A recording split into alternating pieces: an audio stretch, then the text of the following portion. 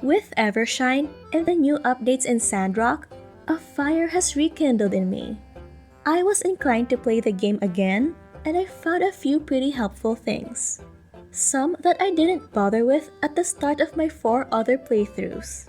So, after a total of 900 plus hours from Carrie and me, I'll be sharing a few tips from some of our mistakes as a returnee to make your gameplay a little better or smoother whenever you decide to come back or even if you're just starting out.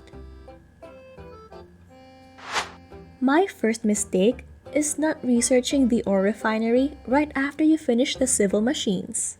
If you've watched our earlier guides, you'll know that I'm a big fan of the refiner. It not only upgrades your tools and weapons, but also your machines for faster and better outputs. If you're curious, you can check out our other guides after you watch this video. The only real challenge is getting the ores. Getting it in bulk takes a lot of time and stamina, and if you get it from the Civil Core store, it can get pretty expensive. So what's the solution? The ore refinery. Let's face it, this machine has always been a lower priority. If you've already played a few hours, you'll know that you need to keep researching new machines at all times. Early on, salvaging is a must, not just for the scraps, but also for the data disks. But one thing I recommend is to buy the data disks from the Eufaula salvage shop.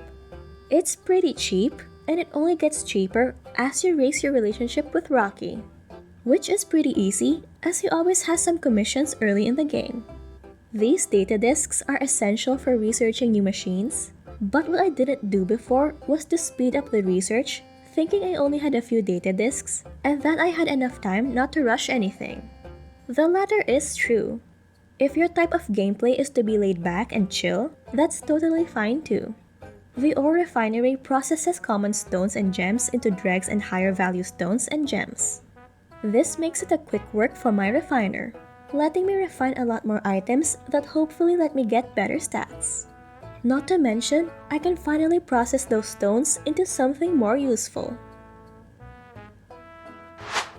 My next mistake was not purchasing the commission tracker recipe and crafting it as soon as I was able to. You'll find the recipe for this at Yan's store at the Commerce Guild. And, well, since it's not really part of any commission or main story quest, I didn't really bother with this until I was near the end game.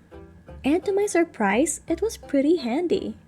As a builder, our main source of income is our daily commissions, which we always have to get at the commission board.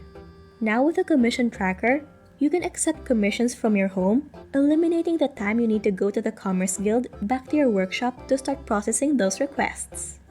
This is especially useful when you're in the middle of a quest or you need to gather materials first thing in the morning.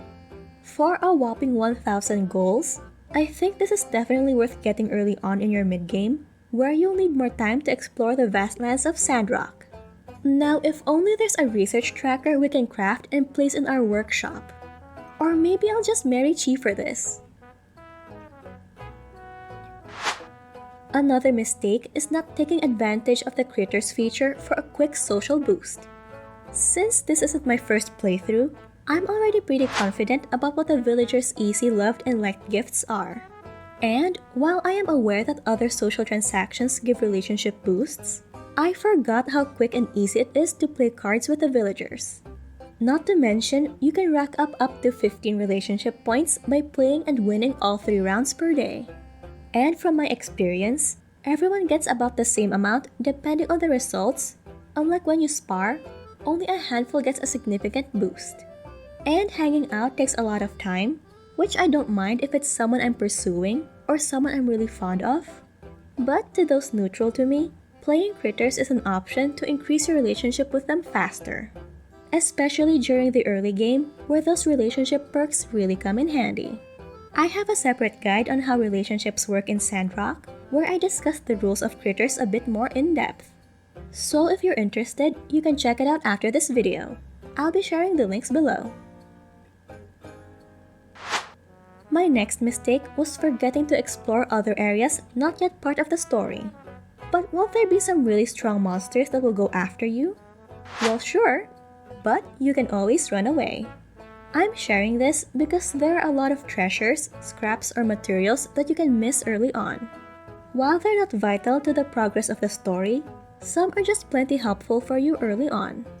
A few examples would be the random treasures you'll find, which makes it easy if you learn the treasure knowledge skill. Some bridges you can fix for materials. I explored the areas honestly just to complete the map, and while I found those treasures too, they aren't that useful anymore when you're at endgame.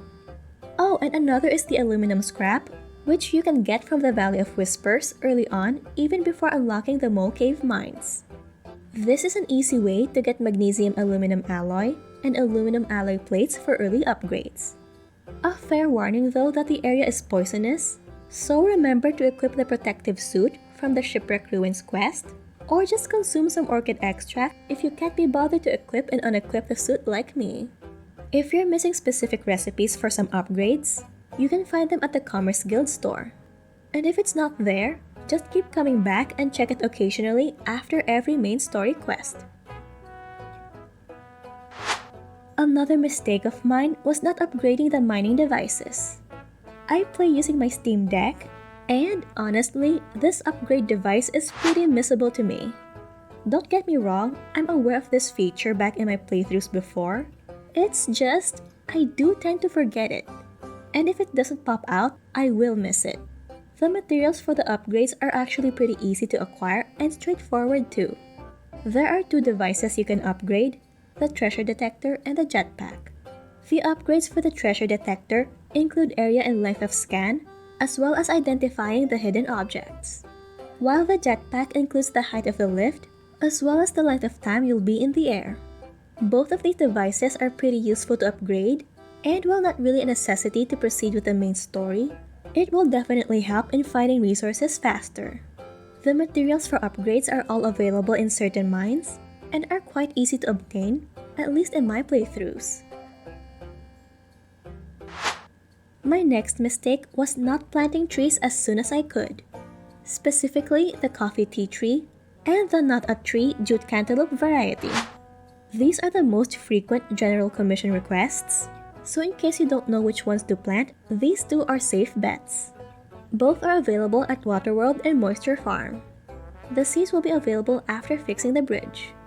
The coffee tea tree will require 23 days to grow, but they do regrow in about 5 days. While the jute cantaloupe requires about 7 days to grow, and unfortunately does not regrow. Jutes are mainly used to craft canvas, which is also one of the frequent requests of villagers. Remember, completing these easy commissions gives a quick relationship boost, which is especially useful for a certain someone who works pretty far away from your workshop. My next mistake is looking for my pets whenever I need them to do something like dispatch for water.